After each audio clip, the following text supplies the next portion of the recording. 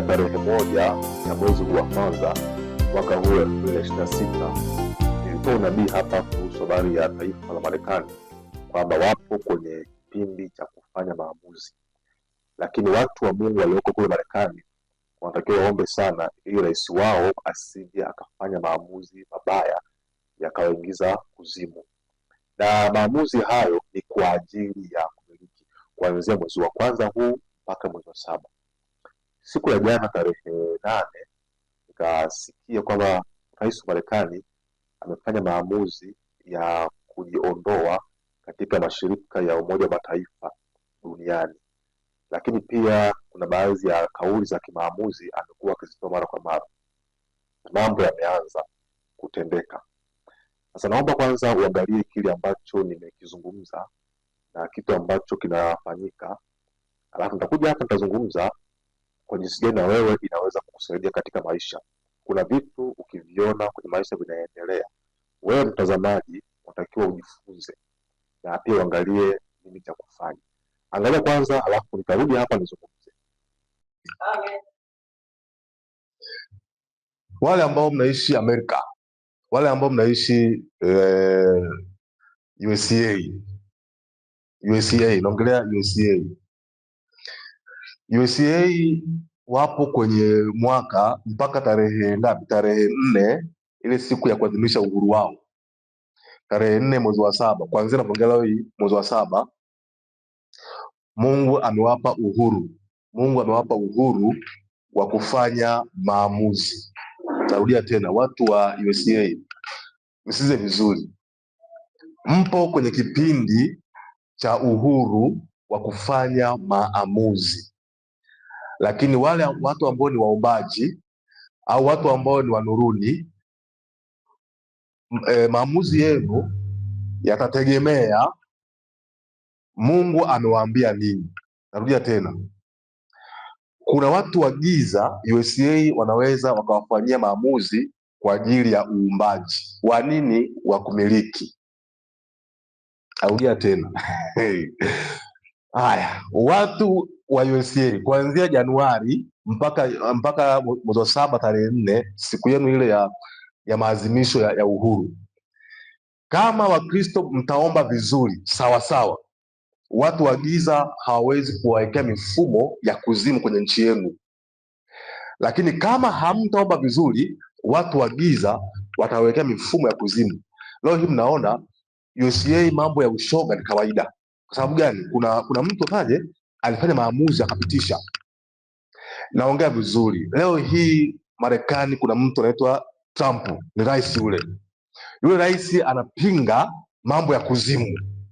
Kwa hiyo ni wakati wa watu wa USA wa Marekani kuomba vizuri kupitia rais waliokuwa naye Trump, kuweza kufanya maamuzi ya kuweka mifumo ya kimungu kwenye nchi. Yaani USA, huu ni wakati wenu, na wakati huu ukipita mtalia sana.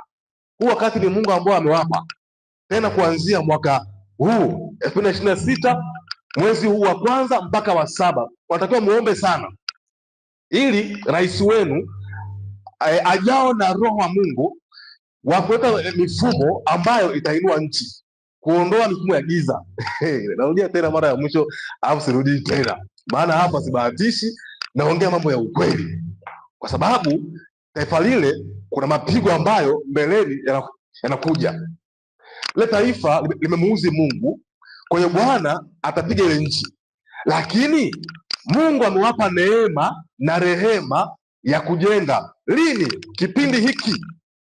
Kipindi hiki cha miezi 7, kuanzia Januari hii mpaka mwezi wa 7 tarehe 4 ile, ni kipindi cha Wakristo, watu wa nuru kuomba sana ili mifumo ibadilike.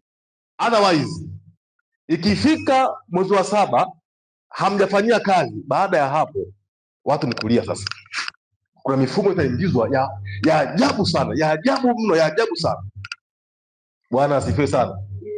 Kwa hiyo ili miliki ya Mungu ije, inawategemea watu wa nuruni. Sasa nani hao? Christian. Wakristo, watu wa Mungu hawa, Bwana asifiwe sana. Lakini kama hawatashughulika, maamuzi yatafanywa na watu wa giza, alafu ile nchi itakuwa ya hovyo sana.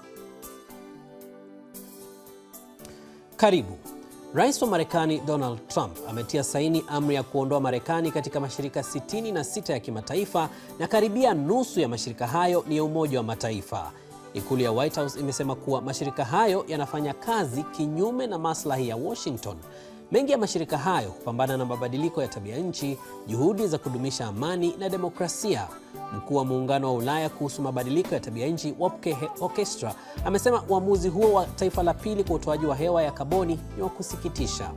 Mwandishi wa BBC wa masuala ya mazingira, Matt McGrath, ana maelezo zaidi.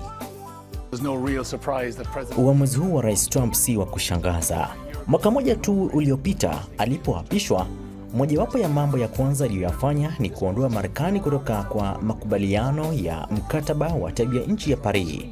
Hatua hii ya sasa ni uzito zaidi, kwani huu ndio mkataba mkuu ulioshikilia mkataba wa Paris uliotiliwa saini na Marekani. Seneti ilipiga kura kwa jumla na kuunga mkono hili.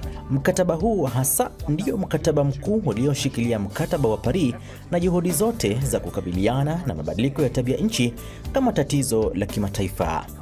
Ni vigumu kusema jinsi litakavyoathiri juhudi za kimataifa katika swala la tabia nchi, ila sio jambo la kutia moyo. Na kwa kweli kumekuwa na upinzani kutoka kwa Muungano wa Ulaya asubuhi ya leo, huku wengine wakisema kwamba angalia, juhudi zinaendelea. Tunajua msimamo wa Marekani katika hili, hata wakijitoa katika mkataba huu, tunadhani dunia itasalia pamoja na kuendelea kupambana na mabadiliko ya tabia nchi. Wakati huo huo, Marekani imesitisha misaada yote kwa serikali ya Somalia, ikidai kwamba maafisa waliharibu ghala la shirika la chakula duniani la Umoja wa Mataifa WFP na kushikilia tani 76 za chakula cha msaada. Wizara ya mambo ya kigeni ya Marekani imesema kwamba utawala wa Trump una sera ya kutovumilia kabisa uharibifu, wizi na kuvuruga misaada ya kuokoa maisha. Ujumbe huo pia umesema kwamba kurejeshwa tena kwa msaada wowote kutategemea juhudi za serikali ya Somalia katika kuwajibika na kuchukua hatua zinazofaa za kurekebisha. Ukisoma kitabu kile cha Mwanzo sura ya 1 ukianzia mstari wa 3, anasema Mungu akasema iwe nuru, anasema ikawa nuru. Mungu akaiona nuru ya kuwa njema. Mungu akatenga nuru na giza. Mungu akaita nuru mchana na giza akaita usiku. Kama jioni, kama asubuhi, siku ya kwanza.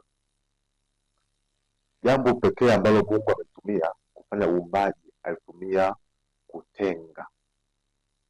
Ukiona unatengwa, unajitenga, unatenganishwa, kinachofuata ni uumbaji. Silaha pekee ambayo Mungu huwa anaitumia kufanya uumbaji, kujitenga au kutenga au kutengwa. Ukiona taifa linaanza kujitenga, ujue kuna kitu kinakwenda kuumbwa. Kuna kitu kinakwenda kutokea. Na bahati nzuri kwa Marekani nilisema kwamba wapo kwenye season ya kumiliki, lakini kupitia maamuzi yatakayowatenga, na tayari wameanza kufanya maamuzi ili wamiliki. Lakini cha kujuza ni hiki: je, kujitenga huko ni kwema au ni kubaya? Maana Mungu akaona kuwa nuru ni njema, alafu ndio akatenga. Je, kujitenga huku kuna nuru au kuna giza? Kuna nuru au kuna giza? Mambo yameanza kutokea. Mimi leo nataka nikushauri wewe ambaye unaniangalia hapa. Ukitaka kuwa na maisha mazuri, lazima ukubali kujitenga. Ukitaka maisha yako yabadilike, utaomba sana, utasali sana. Ukitaka baadhi ya mambo yabadilike, lazima ukubali kujitenga. Na kujitenga huko kuwe kwema. Wale ambao nakumbuka baada ile ya Chadema ya NPC, Movement for Change, walianza vizuri, lakini pale juu wakamweka Lowassa, wakakosa hesabu. Mambo yote ikaharibika. Hata juzi pia hapa hivyo wamejitenga vizuri, wameondoa kila pandikizi za baadhi ya vyama kwenye chama chao vizuri, huku mwishoni juu huku wamekosea tena. Kwa hiyo unapofanya utengano, piga hesabu, angalia unatenga nini, unajitenga wapi, yani angalia wapi unaondoka. Narudia tena kwa mara ya mwisho, unataka kufanikiwa, kuna mahali lazima ujitenganishe au utengwe. That's why pia kuna ngine naomba hapa Mungu awabadilishe. Baada ya hapo panatokea faraka, panatokea vita, watu wanakuacha, alafu unalalamika. Kumbe maombi yako yamejibiwa, Mungu anakuondolea sasa, anakuondolea laana. Maana duniani kuna watu wenye laana wapo na uko nao. Ukiomba, Bwana naomba niondoke kwenye laana, watu wote wenye laana ambao uko nao Mungu anawaondoa.